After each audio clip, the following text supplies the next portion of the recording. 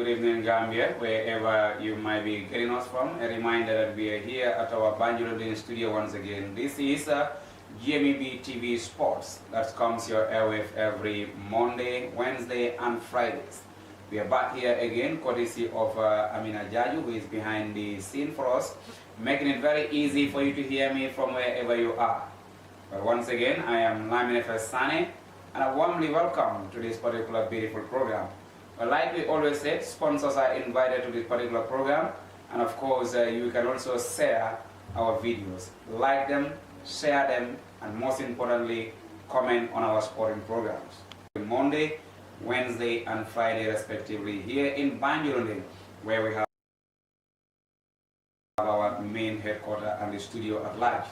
Once again, if you are just following us for the first time, this is Lamine Sane. And welcoming you once again. Behind the scene is Amina Jaju,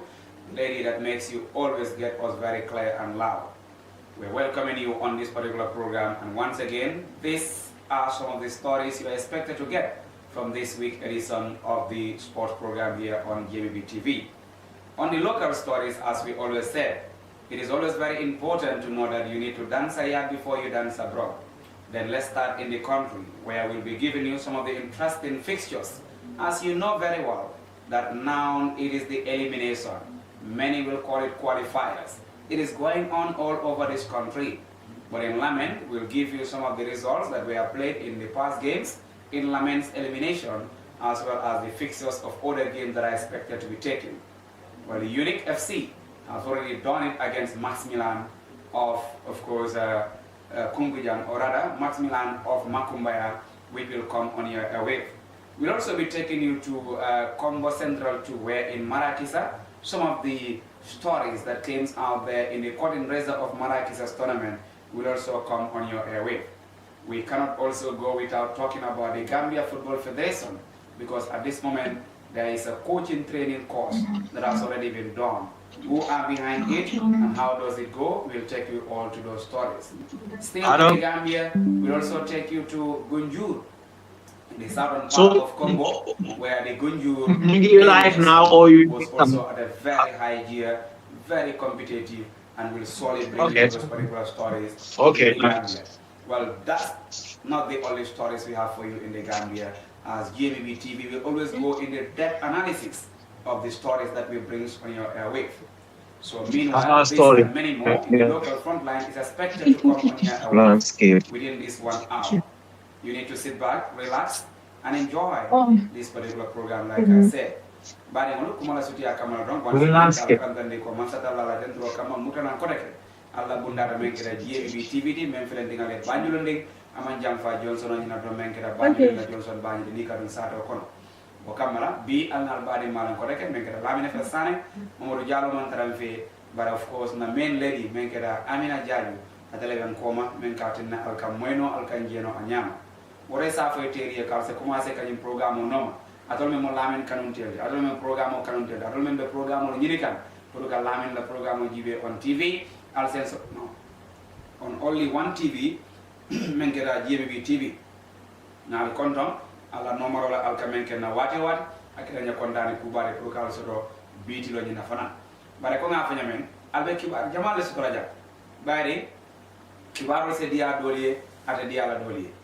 bare membe keren don wala mo kibaro mi ran ko sahaya albe soto la Balaboo'Nyoto la fanna nyina tuba wolle ya fode ko niya moy news anyana kila something new, something interesting, something somehow somewhere someone doesn't want it out. Bare bi tolba bonda album la inshallah gunjur sa do kono elimination be kerinje album la Lamen sa do kono nyo se ya ba wala be kerin si nyol men kala Lamen ifana ka elimination o kele album la nyinte mena wo elimination o nyinto kulu tata yen nyaade le jumala lo gajita jumala nyanta plelaji weekend nara nyinna fana album la mbere ni Lamen la elimination o nyinna bokola Gambia Football Federation fana aka munta be konne kan pour ka hakili yurwandere bengol naade men keta sensitization men keta training bara ni temena ko so la karola amunda kule kitaje me alan ko albo fana moyla inshallah ni ala kitara bi programme o nyento albe ni fana so la membola Marakisa damen to alan ko fana la nyose ya nyembe kerenje bare kibaro finde membo na Marakisa wala mon kibarto ya belare nyaade albo fana mala to momene ko nyi temena e fana le invitation on atle wala mo timo tim lafta pour que daade la nyose ya kono marakis a commencé rek pour ka ko ñu jibe gannaaw bi nga xamante ne sant nañ suñu borom di delluwaat fii ci Gmeb TV di leen indiwaat li nga xamante ne mooy seen sport programme li ngeen a jot fii tey mooy headlines yu ndaw yu ma xamante ne yooyu laa la jox ni mooy headlines yu war a jógee fii ci suufi Gambia comme ni ma ko waxoon rek dafa mel ni Lamen ñoom ñu ngi def seen élimination mu ngi dem jamono jii nii da ngeen a jot story bu jógee Lamen suñ fa jógee da ngeen a jot tamit li nga xamante ne mooy Gambia Football Federation ñoom tamit nag ñu ngi def li nga xamante ne mooy coaches training course loolu da ngeen ko am Maraki sax oote nañ te xam ngeen combo combo central 2 suñu ootee saa yu nekk def dee nekk ay li nga xamante ne football bu takku moo fa dee xew te fans yi moom waxaatuñ dara si ñooñu noonu suñ fa jógee tamit da ngeen a am li nga xamante ne mooy Gunjur ñoom tamit seen élimination bi jamono ji ni mu ngee dem waaye wax bu mag moo jóg foofu noonu ca Fooñi Bintaan ca wàllum seen élimination tamit lanaa tax loolu noonu da ngeen ko jot tax na ne sax jot nañ ay xibaar ne am na kenn ki nga xamante ne moom borom place bu rëy la ci wàllum Fooñi Bintaan sports executive moom dal di resign bàyyi na place am bi yëpp da ngeen ko am fii ci Gmeb TV balaa ñu dem si bitim réew bu kanam ni laa ñu saaful ko rek wala ñu béré film refeti Gmeb TV naman lo bam eno programme uye yolul mo ke no jodi modi kurere kamanje kanamut woto awandi ka jandano tantenya wononi ulko ka safere ko rek di film de folo di fopulom tare di banjulundi anyolul atiul asambul an kono mi lamene ta sane ande ka manji ju kom ji jamom set o eno mi Amina Jaaju atila ko ande karam meno di karati technical operation de behind the scene yete camera woto namani lo mum eno bala o jabe tingi rek mo ko ne Gambia puno tonga dere di film da follow la feti mo mede Gambia nan kammi tantanya ko men Maraki sa ko ka wonke mati ko kuma mbe ko mbul stomina soli panji jam bu ko ndejo eno ko banko ne Maraki sa southern part of Kombo yo ne karayde Gunjur ko bo simaje si play wo oren panji jam simaje la busije eno bu ke libu ke ko ko play panji jam mo kula woro le ko kam ko ne Lamen jibon ke don ko bo kan kan manje tantanya elimination yo baaje bo famfa woto Lamen ko bo simaje sa play bo oren panji jam di po seso de bega play panji jampo mo o jaja bere suke loli ko ne Fooñi Bintaan Karana district ko po tanta nya kasangena ko jubo jo famfa nan kam mi Bintaan Karana district ko ne 40 teams si teams on e kan ko gaba so si wara si play di district de Fooñi Bintaan like yoli finchin do kan kam man kan ka jube ko ne si manja si wara si baje by 9 o'clock sedi bu jomore san kam mi committee mo ko man bega jumena wa nan manja mati Fooñi e suke place de wan ka jube ko ton don ka sanken buduri na buju ko ka binyo nyeme ko ne simaje sedi 9 o'clock so le singolen si jow do kanka manka sankana kuju ko mande kan akon an manjum acila ken place yema di Fooñi Bintaan Karana district ona katan katan place yola an ko ne me Lamin Cissé panji jam di programme de ja woro bu kanu jibuna waykun mon nokena into program proper once again.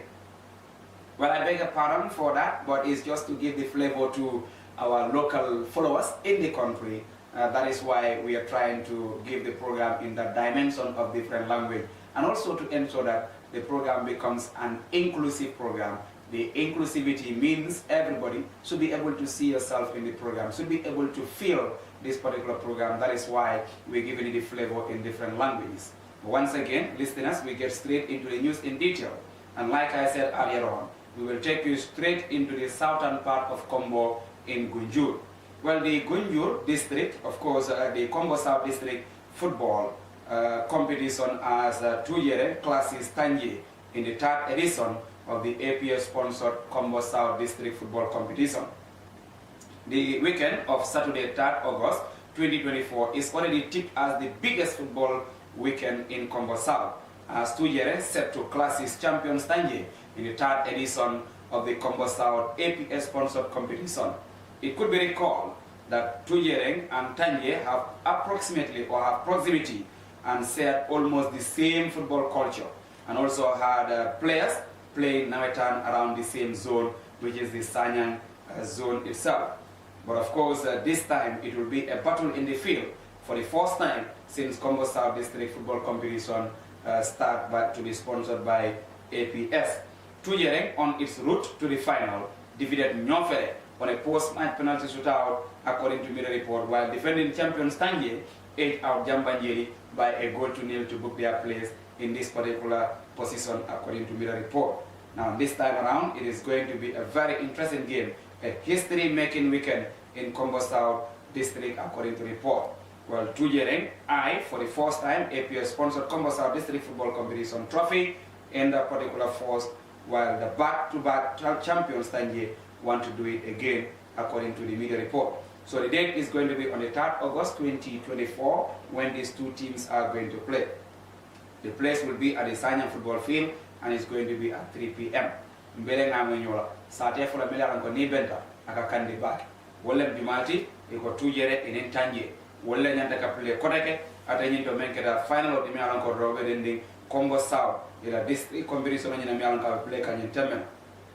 nala kilo baka nyin sate fula le baka munda badi mo lemiti sate le miti mi alanko da mal la kandam fula ka play wole ke la zone nyin fon represent menketa la nawdan zone ndi kamen ko Sanyang zonal team nyinto oto kaddam flal mili yalon ko le play kan tanje ani mele play kan tujere akamunde e nyolo mbake comme yaay tan nyami bare membe ko iri wala min August karote di sabo nyinna bo kene lundi mi ko jama bal men boda kombo saw ya commencer ka safira tarika bo ko maji bale mar mi alan ko nyanda duna nyin sate fulu tema nyin temmen akamunda committee ko le tan ko nali ajibe tanje to keta champion lete mele alan ko commando itole nyin ko po nyin tale tujere itol ba nyini kan signa follow bare bidon fo tujere be kotino la tanjela be bam e ka kamunta ko karote di sabo nyi menkela ko skaro nyinti wolunne jama bal ba bado kam nyanta kela ate o denkila ndo mi alan ko kela Sanyang football filo nyinti majo nyi play la jele pour besa kalam do nyama ko nyine be kela maji bad mi alan ko APS ya Congo South District Football Competition men sponsor play la wato nyina lima wax ni moy dafa melni on the 3rd August mom moy bes bi nga xamantene bobu la ñi di tanje ak tujere wara jongante ci Congo South District Football Competition wax na ne tanje ak tujere dafa melni ñom ñoo dendo dafa melni ñom ñoy ñi nga xamantene ñoo tor manam sen players yi ñu nga xamantene ñoo dé play tanje ak tujere ñom ñoo dé represent sax Sanyang zonal team bi dafa melni players yi ñom xamantene way nak ñu ne li mom dafa nek football yi sen digante ñom mi neen moy Sanyang ak tanje ci APS sponsor Congo South Football District Competition xam nañ ne District Congo South bu APS commencé di ko sponsor def dee tanga lool def dee nekkal li nga xamante ne demande bi def dee bari lool fans yi dañ dee laajte lu bëri mooy il faut ñu jël coupe bi waaye ndax tànjee ñi nga xamante ne ñooñu mosoon nañ ko jël ndax dinañ defaat si kaw ñii di tujjere wala tujjere ñi nga xamante ne ñu ngi ko uti for the first time njël benn yoon ndax ñoom dinañ ko mën a def si kaw ñii di tànjee loolu la ñu bëri nekk di laaj waaye nag Congo South dina neex lool dina xumba lool mooy on the 3rd bi nga xamante ne booy ñëw nii mooy 3rd August 2024 in Sanyang badi ngol wala mo nyin sade fulol milan ko ñolom baake la kaddam fulol ka play ñoy menkira Sanyang ani histoire Sanyang sade kono Congo South itolle le ñi menkira APS itolle Congo South la district competition ñi sponsor woro kamala ko on the 3rd menkira karoti sabo ñi de menkira August karo menkana ñi menkira tanje ani tujere tolle ñanda ka play mbe ngalo ne ko tanje ni tujere tolle la jio ka bari ñokono itolle mo signol itolle be siri comme ya fo ñamen rom man ni ko simbe duma sabe duma signo ko buga signo kare moto kamala ila signo ya o me kare pour ka play tuma me nay be dunda district competition ni kono ayati na fam tanje me dalan ko to ne ko potare itol felen di freda final to ko rege wa kama tujere itol fana na te niyo la kende ka je ko final se freda final nyinto bare brief lol be freda final nyinto sila kamunda ko badi ya 90 minutes wala go bayra ko kamala nyin team floor nyanta benna ada yalo ne nyin team floor benda dawda ila fansol kamen kanen akasia bake fansol kamen wuri akasia bake bo be kala maji balati mi ko jama bal ba batu kan nyin temena anya kala ni August nala akarotri sabo nyinti wal bakanon August ya bilenya ko nane to be ba kula ko ne ko fidi no tanjeri tanjeri tujere ko ko play bi Congo South yan manje APS ko ko sponsor district competition yoli na man ko sen en ko ne sisu ko sosi la oro sisu san manje ko comité kon te ko ne ko play ko le ko manjo fanfa parce que ko play ko le ko play district zone la yoli yan ko ne Sanyang zone ko mi ka play zone ti be Sanyang woro ko play dammangi ko manjo banna ko kamboro ni final district e to nya baje ba pala e na man ko sen eno funa fema fo na August ya bilenya na na baje kula ko ne ko feji ko be ka play the football filati Sanyang. Away from that now, we take you straight to some of the elimination in Gunjur itself. This one was Congo South District, but now Gunjur as a village itself are also trying to do some of this elimination. And of course it is very interesting at times, because when you go to Gunjur, sometimes you realize that certain teams that you tipped as the underdogs emerge as the winners at the end of the 90 minutes. Well, over the past time, the Sporting General Academy played against Sibindimoto, and Sporting defeated Sibindimoto by 1-0 on Friday, which was this past Friday. And on Saturday, 27, it was Madina Konkonding were playing against Bilbao, and the game ended 0-0. But Medina Kunkunding went on to win after post-match penalty shootout by 3 goals to nil. 3 goals to nil. That was at 3 o'clock on Saturday, because on the weekend it is always 2 games that are played in the Gunjur elimination. So at 5 o'clock, it was of course another big derby. The game was between Lucas FC and Nemasu FC. That game also ended 0-0. Lucas FC won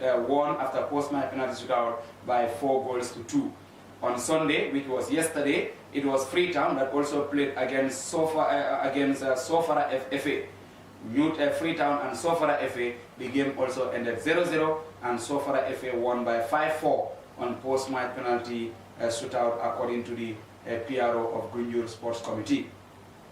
Loolu lu gaaw la gannaaw bi nga xam ne ñii di Gunjur seen élimination def dee play Friday Saturday Sunday. Friday benn match, Saturday ak Sunday ñaari match ñoo dee play. waaye wax nañ ne ci Friday bu weesu nii gis nañ ne ñii di Friday bi nga xam ne mooy Sporting General Academy ñoom play nañ ak Sibindingoto ñoom ñoo door Sibindingoto benn bal ca dara ca Friday game boobu noonu. Samedi nag mooy Saturday game bi nga xam ne moo xewoon 3 o'clock boobu gis nañ ne ñii di Medina Kunkunding ñoom play nañ ak ñi nga xam ne ñooy Bilbao sa 3 o'clock game boobu noonu. waaye ñu ne nag game boobu noonu jeex na 0-0 maanaam ndam demut ndam déggul. waaye after bu ñu demee si post match penalty shootout ca lañ gis Medina Kunkundingoto daal di door ñii seen moromi Bilbao ñetti bal ci dara comme niñ ko wonee. bés boobu noonu mooy di samedi again ca 5 o'clock game boobu tamit gis nañ Lucas FC play nañ ak Nemasu match boobu noonu jeex na 0-0 Lucas FC door Nemasu 4 goals to 2 ca post match penalty shootout comme niñ ko wonee. waaye nag dem nañ ci Sunday tamit ñaari match 3 o'clock match boobu Freetown FA ak ñi di Sofara FA ñoo play woon. waaye Freetown FC ak Sofara FA game bi jeex na 0-0 Sofara FA ñoo dal di door Freetown FC ca of course 5 goals to nil maanaam mooy juróomi goal ca ñeenti goal comme niñ ko wonee. ca 5 o'clock game Gunjur Fitness ñoom play nañ ak ñii di Bob Keita FC ca di same Sunday 5 o'clock waaye Gunjur Fitness ñoo dal di door Bob Keita FC benn bal ci dara foofu noonu ca Gunjur. wala mu Gunjur la result so ñi di elimination wa karola nga tariande dorom bare ya suude fam ko ari banu ñinna ñi menkera Sporting General wala ye sibindi ngoto bute kadanya kleni hani fenere elimination ñinto bare sibit lu ñinna ak ben bora ari malu ñinto sibit lu ñinna maji flawle pleda talan sama majo ñinto nga je ñi menkera Medina Kunkunding wal pleda la enen Bilbao bare ko dongo majo ñi yalan ka pleda ñu tema banda kadanya hani fen Medina Kunkunding wala natna Bilbao bute kadanya saba ani hani fenna post match penalty shootout woni kolala talan saba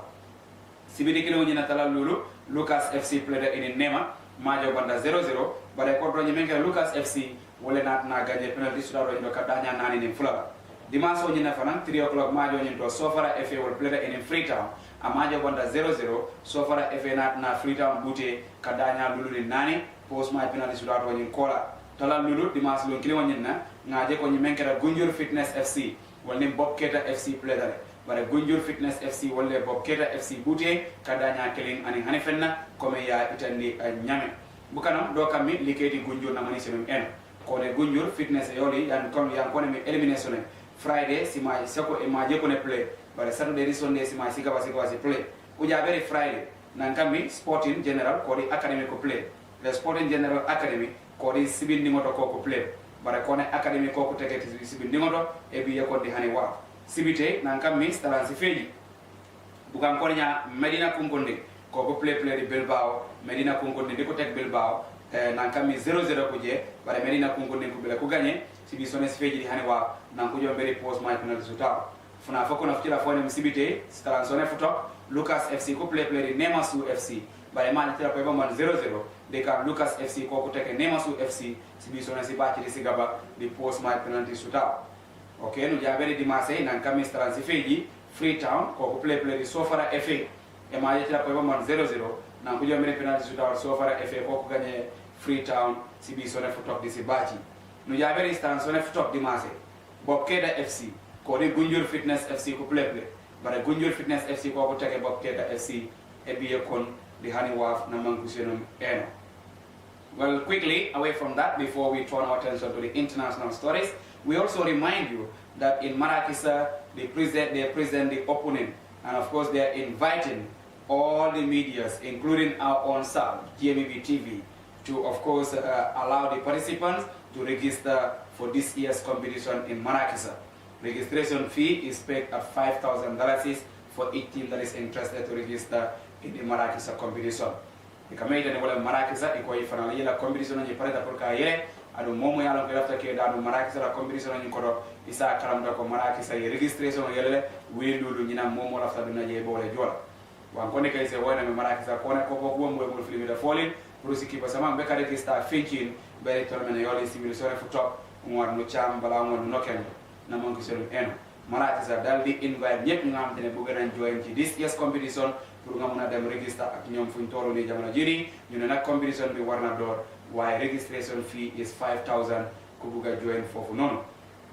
Away from that, the Lamen Sports Development are also on their elimination, like I said. Well, Lamen is just a stone throw from us here. The late Sanajada Memorial Football Field is on fire at this moment because elimination is going on and teams are trying to book their place in the Nawetan proper this time around. We start on Saturday because Saturday a game was played on that particular ground. And on Saturday, it was Maximilan FC that we are playing against Unique Stars. Unique Stars defeated Maximilan FC by 1-0 according to the media report that was in Game 1. And on Sunday, where PSV Elite FC played against, of course, La Haiba FC. And it was PSV that defeated La Haiba by 1-0 according to media report. Today is Monday. As we are speaking right now, the game is playing right now. And also to remind you that La Masia FA is playing against Network FC in Lamen right now. So that is also another game that has been played today. But of course on Tuesday, no games will be played on Tuesday, but games will return on Wednesday at the late Sanajata Memorial Football Field in Lamen. Quickly, coming for Lamen Science Tank, Sibito Dimaso, elimination of Kedajere. Sibit Lonina, Unique Stars, while the Maximilan Bute, Kadanya Clinic Hanifena in Lamen. Dimas Lonina, PSV Elite will play the in La Haiba FA, but the PSV Elite will La Haiba FA Bute, Kadanya Clinic Hanifena. B. Menkera drunk to the Lonin de Comenga. Foyamen, among the Majo Becker in a science and fan, Mediam Minate Majo play Kanje. La Masia FA will play in the Network FC, Lamen Filo Ginto, in Temena. Samatalato Majo TG. But Arabalo Munina, games of Muran and Koreke at Odingrado, Menkera Lamen La Football Filo Nit.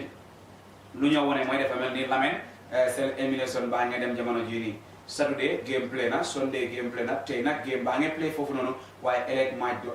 Saturday night, near the Maximilan FC play at Unique Stars. Unique Stars dal di Duma Maximilan, Bena Balchedara. Sunday, mana mo nekon on Saturday, game bono more player. On Sunday, Muri Demba, gis na ñi di PSV Elite play nañ ak ñi di La Haiba FA waaye nag ñi di PSV ñoo door La Haiba FA benn bal ci dara tey nag jamono ju ñoo wax nii La Masia FA ñu ngi play ak Network right now soo demee ci Lamen football field bi di nga fekk gaay ñu ngi play foofu noonu jamono ji nii wane nañ ne ëllëg mooy Tuesday game du am waaye Wednesday inshallah game dina delluwaat foofu noonu ca Lamen elimination kandi ka jantanoli ni laa ñu woole no ko rek mate Lamen si maja sos bo sedi elimination yole namang ku senum eno ko ne maja yandi ka play bo jat mu senu yo bare sibite e maja play yo ne Unique Stars ku play ko de Maximilan ko ku plum e suke yan ko nya makumbaya wa Unique Stars ka plum kombo kerwan ko ku teke Maximilan e biye ko ni hani wa sibite yo yawnya dimanche no juka bu kam ko nya PSV Elite ko ku play di La Haiba FA wa PSV Elite ko ku teke La Haiba FA e biye ko ni hani wa la ñu jabe di tenenge ya man yoone mi jaar funa fa no sanke na lanya jaar funa ka fufe e ma jan ko ne mi team yan ko ne mi La Masia FA ko ka play di Network FA tante nyaadi fi di Lamen kajom e ma je leto nan kambe talata bare araba si ma responsibility ñu ko reke beri Lamen football field kon nak those are the results of the Lamen football competition. Once again listeners, we will now turn our attention quickly to the international scene. But before the international scene, the first ever coaching convention organized by the Gambia Football Coaches Association is currently underway at the home of the Gambia Football, that is the National Technical Training Center. Wale mo, nyinem sinya foloti, koji solla, hakili yirwander bengol itol damangol, melkeda koji solti be benna ibe sila, ibe kachara, ibe hakilol falina nyoma koji yara karola, ay mone kaning, mune nyanta ko yala karola o mo fendi manan ka be kere ne tembena na football house o men felending all yindum National Technical Training Center ni to tembena lu ñoo wone moy for the first time ko ji si mëna dajé ñom neen ñu mëna waxtaan ñomi neen ñu mëna mayante xel ci wàllum seen liggéey loolu nekk na li nga xam ne Gambia Football Federation ñoo ko organise jamono ju ñoo wax ni mu ngi xaw foofu noonu ci National Technical Training Center mu di all yundum ñu bari gën koo xamee as the late Ousmane Sow ground bi foofu noonu wane ni kay seen wane mi o yokkam mi of course ñekkoon nan kam mi Gambia Football Federation ko organise pour man ko koja ko entraîneur kadi Gambia man ko tu ko jokula ko takon ko waj fu joj fan manje panku mi panku yisenor wayna mi koja wayna mi entraîneur wan war no kan pour man football e Gambia jo fajul wo waje watawe man sankina nya di boban ko nya the Technical Training Center. Thank you very much, listeners.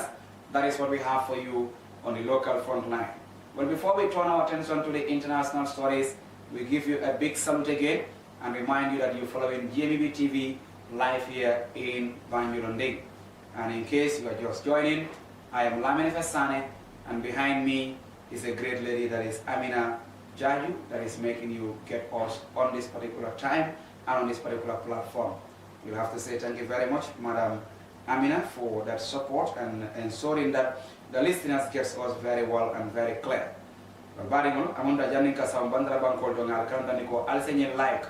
and menkeda Gmeb TV naliaje dawda alnyo kalam dandi ala janjandi bari laftale na kibarul ka furano dunia ton kon nanol beeda nyine atina ka falla ka waran ka jahase pour albeeda se dun noje albesa moyno wala nemme yasoro isa janjani do nyoli isa janjani dunia kono tarin tarik isa je mo jama bal se nyin media nomano mengeda Gmeb TV nyinti ado ni mari mo business la defana mbe ko man lay sena ka programme ñu dépasse bari mo jamal wolle ka no ma sainte fan ado wakamala ni mo jamal ka programme ñu noma fana o be defara ma pela pour que la jora mo ñu wafino pour que la programme ñu fana wafino o do ngari buña do jia once again on to this particular program menkeda na sportsy menkana lay janto every Monday,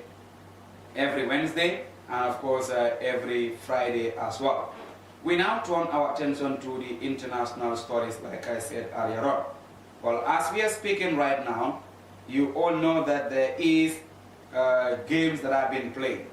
And this time around, I can tell you this, that Indonesia under 19 have defeated Thailand under 19 in the, of course, Olympics that is going on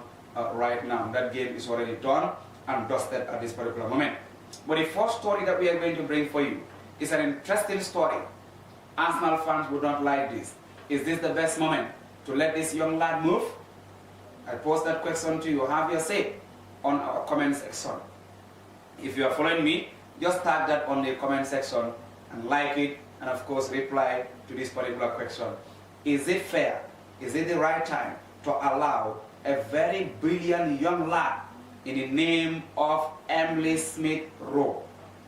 Emily Smith-Rowe of Arsenal have now joined Fulham, according to media report. And you all know that Fabrizio Romano is an expert in transfer in the world of sports. If you are somebody who knows sports very well, you know you trust Fabrizio Romano 100% than any other individual. Just like the way I trust Amina behind the camera. But Fabrizio Romano have already announced it, that obviously Emily Smith-Rowe has gone to, of course, Fulham. Arsenal accept £34 million package. £34 million package. And I quote from him. He said the club record signing for Fulham as Emily Smith-Rowe, alias ESR, will travel for medical tests to sign a contract, according to report. 27 million fixed fee will be given to Arsenal. 7 million will be added on, according to the Sky Sports that reported that Emily Smith-Rowe has also accepted it to move to Fulham. Arsenal fans, is not from me. This is from Fabrizio Romano. Well, this is a lad who has rised up very well in London, especially in the northern part of London, at the Emirates Stadium. Emily Smith-Rowe has been a very important young member in the project. In fact, at some point in time, he was tipped to become the future captain of Arsenal, the Gunners. Bari on kamen for amunta kiliti ol melke fam komandi wala men kera Arsenal Fabrizio Romano ya kankula ore ko la kadam fly kamen komandi Emily Smith-Rowe Jamal sa fay ko ASR e ko nyin temena ayala babo tala de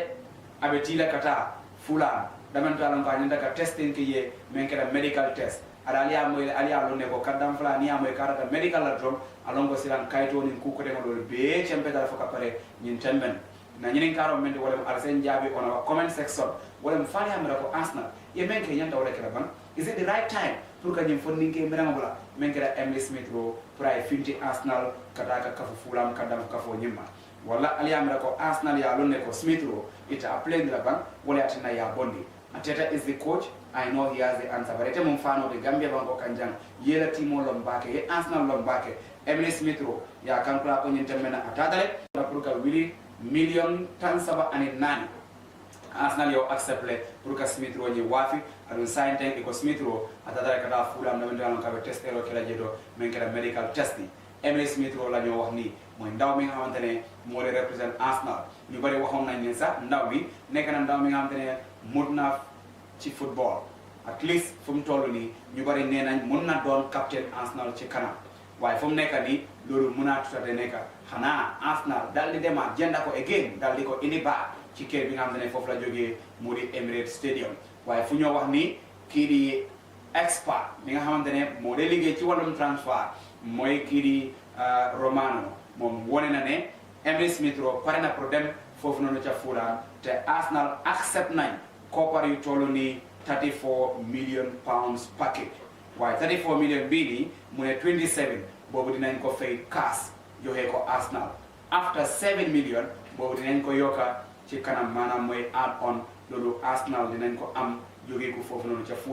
Fulham musuñoo jënda player ci anam bii nii musuñoo jënda player ci that particular price bi nga xam te ne boobu lañ leen jox nii bi mooy the first time pour Fulham jënda a player more than 34 million pounds comme niñ ko wone kon nag si kaw loolu na leer Arsenal azura odi ancora mi Emily Smith Rowe kuno nomen tantenya te awarna jow de equipe ancora nya Fulham na man ku senum eno Fulham kuno nom azura ko ne obe jaay be wan ko ne mi medical yona warna jow monakan na man ku senum eno Fabrizio Romano atila yi sene mati anyila on tantenya na pare be jow already te tantenya ku cien ko ne fan awarna nga wan ko ne mi medical yo awarna kan yo already na man ku senum eno ancora mi Emily Smith Rowe Emily Smith Rowe atila nakan kana zuwa man je equipe na play mi wona mi Arsenal wala tantenya ko na mama already awarna jow equipe an ko nya Fulham na man senum en away from that listeners we also remind you that it was also given as a here we go Keylor Navas to join Monza as a free agent after leaving PSV another big icon another legendary goalkeeper someone I love watching when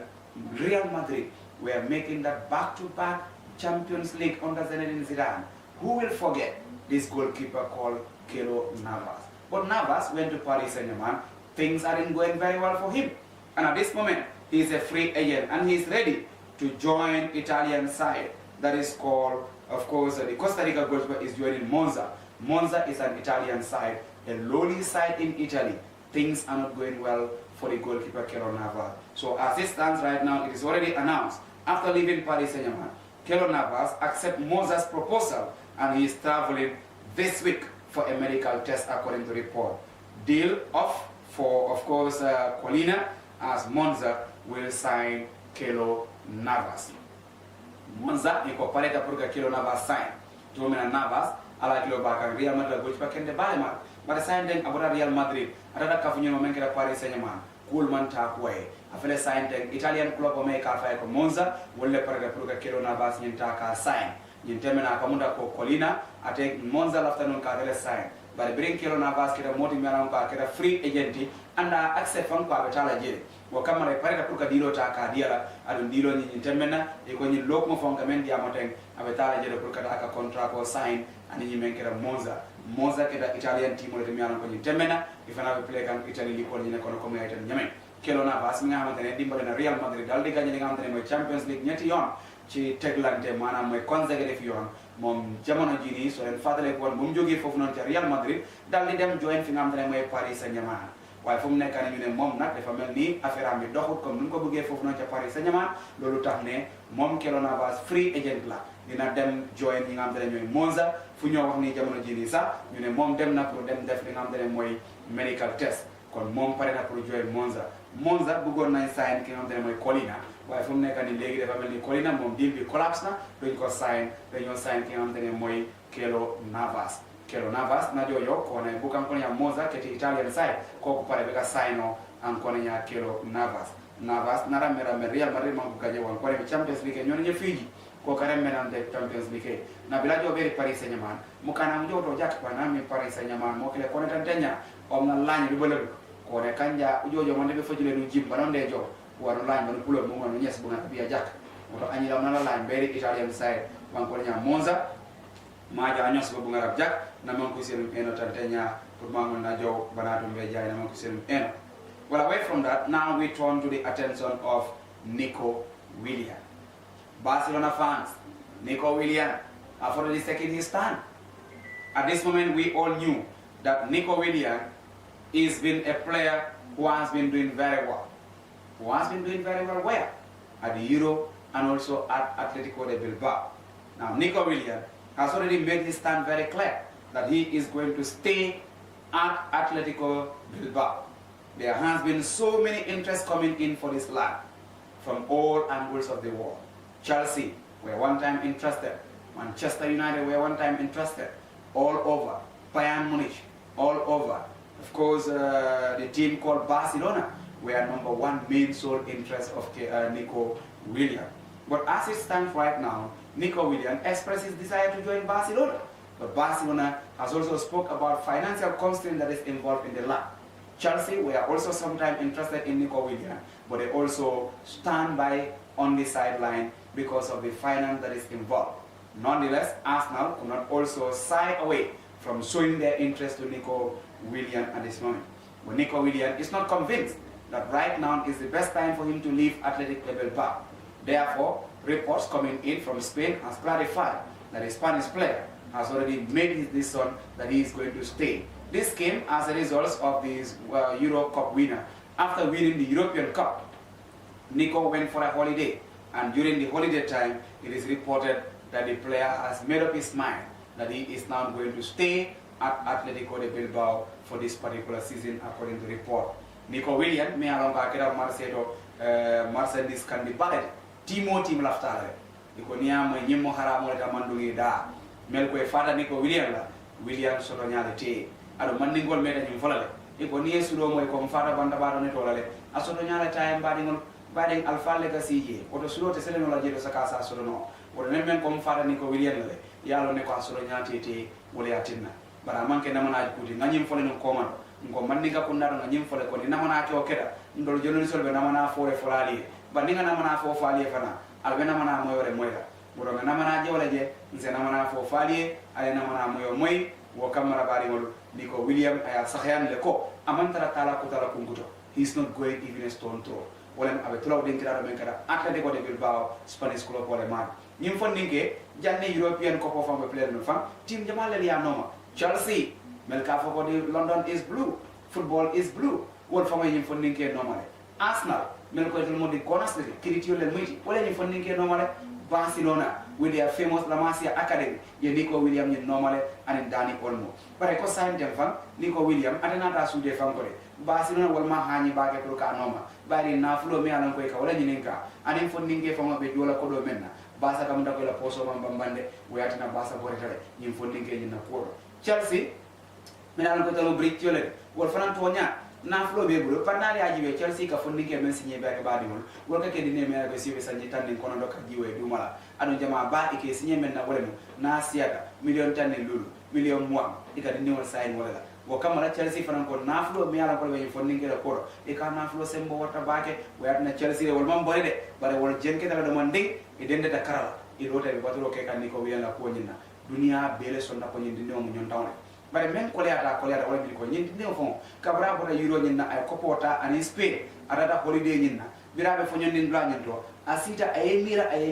ayaje ko tonya atenyi wato manke the best time amanke wato sahayare won prate findi woni grado men kada Athletic de Bilbao bare Atletico Bilbao wala nyindi mo horma bake respect ko mi alam ayasulo je amalla sa so do la ko den do wala na ka man tara tala ko dara kungudo abetula Atletico Bilbao moy Nico Williams nena du dem fen dina des fofu nonu ca Atletico de Bilbao so len fatale gon bala Euro bi sax teams yu bari topon nañ ko Chelsea bëggoon nañ ko Arsenal bëggoon nañ ko Manchester bëggoon nañ ko Paris Saint-Germain bëggoon nañ ko ñi di Bayern ak Barcelona ñoom ñëpp bëggoon nañ kii di Nico Williams waaye fu mu toll nii moom Nico Williams ba mu gagné Euro bi ba pare daal di dem di noppaleku ca time yi noppaleku boobu noonu la xalaat gis ne moom nag dëgg-dëgg ndaw la mi nga xamante ne fu mu toll nii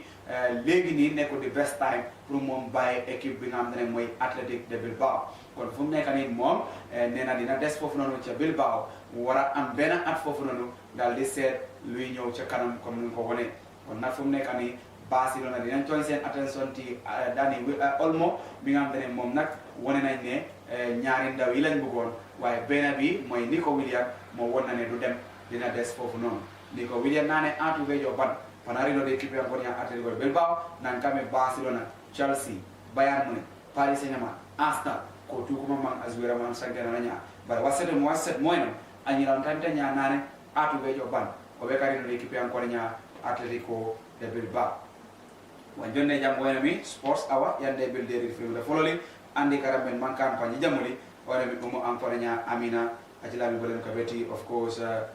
camera Whatever kind of police no correct mati Manchester United and Bayern Munich target Xavi Simeone is also set to rejoin again RB Leipzig according to the report. Well, after nearly 2 months long saga, Xavi Simeone 21 feature is set to, of course, be decided. The player has already decided that he will prefer a loan move again back to RB Leipzig than moving to any other clubs that are looking to buy him away from Paris Saint-Germain. Well, Xavi Simeone has also impressed on his loan move that he has been doing last season at the club that is, of course, RB Leipzig. But this morning, Fabrizio Romano has just reported, and this story is not even long ago. Fabrizio Romano has reported that Xavi Simeone has also decided that he is going back on loan to RB Leipzig than going to clubs that are interested in buying him. Among clubs that wanted to buy him were Manchester United and, of course, Bayern Munich. All these teams wanted to buy Xavi Simeone, but Simeone is also preferring to stay. Bari mo player ko même fanan kati tala wala Xavi Simeone. Simeone keda multi manan ka refana nala kilo bakan ade multi manan ka player Netherlands banko de mala mari bari ni temenna ade mo Paris Saint-Germain la kadam flale Saint-Germain ya samba furdi lo Leipzig serum tiro nyina fonni ke nyin ka mantara tala flare de ni atara ko Paris lafta pour ka samba lon la ak murul la kata RB Leipzig bara mantara tala ko dala ko murul mel lafta sanna akoy te atitala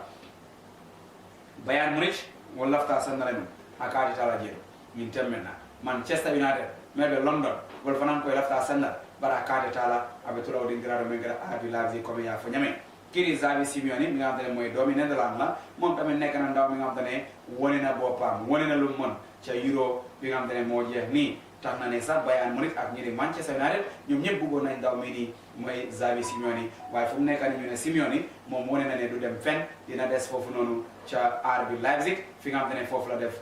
loan move fi nga xamante ne foofu la ko def la season mu ne foofu lay des te demul fenn comme ni ñu ko wonee kon nag ñi di Bayern Munich ak ñi di Manchester United ñu gën koo xamee noonu ne Fabrizio Romano nee na ndaw mi nii mu ne dina dellu foofu noonu ca RB Leipzig dem def loan li nga xamante ne boobu la defoon foofu noonu ca la season comme nañ ko wone bu kanam Xavi Simeone nane ato be joban be kala ko de équipe encore nya RB Leipzig ban manje suncen bona kammi ko ba caake Paris Saint-Germain asbere Paris Saint-Germain waaye anyiran manje Netherlands na cine woto anyila mon kono ya Xavi Simeone nane ato de équipe encore nya RB Leipzig ban manje suncen boku jeedu men boku caakome woto e caake banon folo anyila nana pere laaj berbo kanja panji wala way gon bele nan kam Euro na play me already kayube konson anyila na kanga anyila manje na ngole ko football famfa mo kele Manchester kuma ngoman Bayern Munich kuma ngoman bare wasere mo set wayna mi Fabrizio Romano atila reporter pro kibarawiya jar nane umu anyila encore nya Xavi Simeone nakanga anyila manje na pare be lañ be équipe encore nya RB Leipzig na man ko silum eno. Away from that again, we give you another story as we are running out of time. We also remind you that it is also reported very clear that Arsenal have got their main man that they want at this particular moment. Arsenal have signed defender Calafiori. That is the Italian defender according to Mirror report. Calafiori, who will wear the number 33 sir for the Gunners according to Mirror report, is already been signed by Arsenal to come to the Emirates Stadium according to report. Well, the 22-year-old centre-back has made 37 appearances for the Bologna side according to Mirror report last season, helping the Serie A club qualify for the Champions League for the first time since 1964 1965 season. His impressive performance, of course, in the heart of the defense, earned him a senior international call-up earlier on to represent Italy in the Euro. Arsenal sporting director, who is Edu Gaspar, said it has been a very great team effort in completing the signing of Calafiori, welcoming Riccardo Calafiori to the family of the Gunners. Bariol, Jinkera Kibari Melanco, almost 2 weeks ago, Fansol Meta Kante Kumandi, sometimes Mukasino, Suto Alben Kumandila, Alben Yininkala, Arsenal Fansol, Calafiori la Dido Benyale, Yamram Basdola Bank, but Arsenal, il sporting director Menkera Edu Gaspar, Adiamta Koninkera Kuloto Yidin the Ballet, Timo Bele de Maroke, Purkaje Kokani defender Sorono, Calafiori, Mole Madimanga Plenum Bologna, last season Italy Banco Kam. Adala doko e Bologna mape bate bari koma kandam fly mari defender ay mape fa qualifying Kenati into the Champions League Ninan Bologna the Champions League ko play but afela boda jedo Arsenal ya signed already dinini mari malan ko niaji be bari mulu mole mari malan ko sanji mo ni fula awla so ade ka ka modi malan ko signa tan saba ani wala awla kadam fo ken fan Bologna timo nye serunti do nyina amunda maji sabada ma ama wala play serunti do nyina wala mole mari malan ka play the game in game out Bologna timo nye o kamara ya signal already adu nana da Arsenal number 10 in saba abolo duna number 33 abolo duna ko ko me ya itani nyame o Arsenal ni ngera kontane ku bad Bologna ka bring 1964-65 season o e qualify the Champions League wala ina manam qualify kote for Calafiori mi alon ko adele mape pro kana adu o de mara nyundo fam wayati na Italy ma bla koma Euro mi alon ka play the Italy ya commande a play the Italy banko nye in this past Euro. So Kela Kudi Malanko is very important. I know right now the Arsenal fans they will celebrating the signing of Calafiori. Khamna Jamono Jini, Nyom Tida Arsenal, Nyom Modu Manjan Arsenal. At I fans you very you Arsenal Namden and Yomadan Ote. Late Budisa, Buma Nela Sanyo Oma, Lightman Biri Calafiori, Fum Tolini, Romano, Nena Calafiori, Arsenal signed Nangopare, now Mingham 22 years la am, Fum Nekani, Plena, Chi Italy, Dali Dimbaling Amten Bologna. Make them qualify. Dimbale len ba ñu ñëw ci Champions League bi fu mu nekk ni Arsenal ñu ko daan ut waaye Arsenal genn nañ ko am nañ ko jamono jii nii waaye fu mu nekk ni ñu ne number 33 la moo sol foofu noonu ca Arsenal kon ñëpp ñu gën koo xamee noonu bu kanam bi ji may mate Arsenal assurance ko piome ñese ancora me Riccardo Calafiori kon dan daña ko bajo waj non ko prelo de ki ancora ya Bologna acila Calafiori arambe ni man kan fincin pan ko play Champions League na bila kateni man kan Arsenal ko sayno saytan tenya woto Edu Gaspar, on sporting director at the Arsenal. Nane Urukankan Burok Bum, but manje ko two ko so for it mankan ko werok as a team, man ko ko as we ran konya Calafiori am konde nyese. Tandenya achila Calafiori, or you kanya mom. Manay kene kala kedi Arsenal tandenya. Te kala oke ko kankan kala gum kan manje pankuran ben Arsenal on their side. That is of course in the Emirates Stadium. Namakusen ena. Very great news for Arsenal at this particular moment after having the signature of this player called Calafiori. Well, right now we give you the quick club-friendly fixtures. Well, Lutan will play Al Nassr. Cristiano Ronaldo's team will play. That is going to be at 10 o'clock tomorrow, according to the report that we have for you. And at the same time tomorrow, in the Olympics also, Spain under 23 will play Egypt under 23. Spain under 3 taking on Egypt under 23 tomorrow at 1 o'clock in the Olympic, according to the media report. Meanwhile, Dominican Republic will also play Uzbekistan under 23 at 1 o'clock in the Euro. That is going to be tomorrow. Morocco under 23 take on Iraq under 23 tomorrow at 3 o'clock. Well, Karabakh FA will play in a Champions League. That is also going to be a different Champions League format with FC Lincoln, according to the media report. Those are some of the reports that we have for you on the international scene. And like I said, you reminded you're tuning to, of course, our mega, of course, TV. And just to remind you that you can also follow our radio station that will also be very vital for you to listen to our programs that come on your airway on Gmeb radio and TV in general. Amina Jaju is the great lady behind us that has been making you get us very well. And of course, I don't know, but of course, the time is always 1 hour program. We wish we can take you more and more and more. I know you've been enjoying this particular program, but on the headlines that you were not able to get us, we just try to give you that quickly. Nicholas Fulcrook Borussia Dortmund striker emerges as West Ham target at this particular moment after John Duran deal fall away. So Fulkrug has been very important for Borussia Dortmund. But right now, West Ham are looking to sign him according to the media report at this moment. Chelsea coach, that is Enzo Maresca, knows very well that there are problems in Chelsea, no doubt. Remember, when the Argentina national team make that song, and that becomes a problem on Enzo Fernandez between him and the black players that are representing Chelsea, according to media report at this moment. It is also something that the coach is going to work on, and that is very important for Chelsea to put their house in order, according to media report. So the coach is working on that as it stands for Chelsea.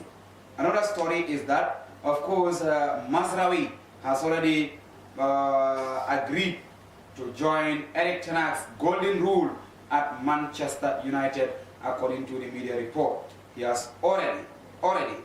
broken one of Erik ten Hag's golden rules. Mazraoui has been a player that Manchester United have been looking for at all time. And according to media report at this moment, Bayern Munich are making on that contract negotiation between them and Manchester United. I know Man United fans will be very happy if they are able to have Mazraoui, because it's going to help them very well at their side, according to the media report. This has been some of the stories that are making the headlines all over at this particular moment. But we just take a very quick peep onto the football, because football has also been showing so many interesting things that Manchester United have already agreed with the signing of Mazraoui, as I've been talking about on the other side. It is already reported that negotiations are already going on. Manchester kamunda isuri da bade pour que Mazraoui sign ka boni na Bayern Munich. United su fekke am nañ daw mi ni dina leen dimbale lool moy Mazraoui mi nga xam ne moo nekk foofu noonu ca Bayern Munich. Jamono ji ni ñu ne waxtaan baa ngi dem already, because Erik ten Hag bëgg na indi ndaw mi ni di ko boole ci Manchester United seen squad bi. Manchester azwira am ko nya Mazraoui ko ne kasanke na ko ka je fam te kasanke na ko loy sura ko ci la ko am ko nya Bayern Munich mo ko sign anjila am ko nya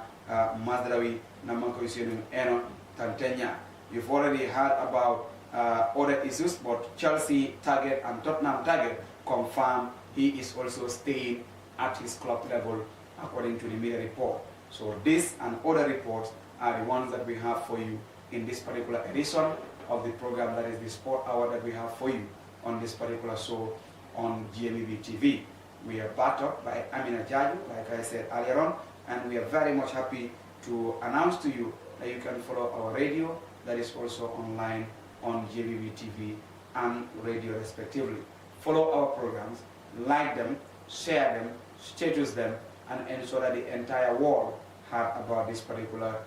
TV, that is Gmeb TV, the #1 online TV in the Gambia, right here in Banjul. I was your main man, I was your host, Lamine Fessane, and like I said earlier on, a very big thanks to Amina Jaju for supporting us behind the scene. We will be back here, that's going to be on Wednesday, inshallah, when we shall bring you the subsequent stories that are making the headline in the world of sport. For the meantime,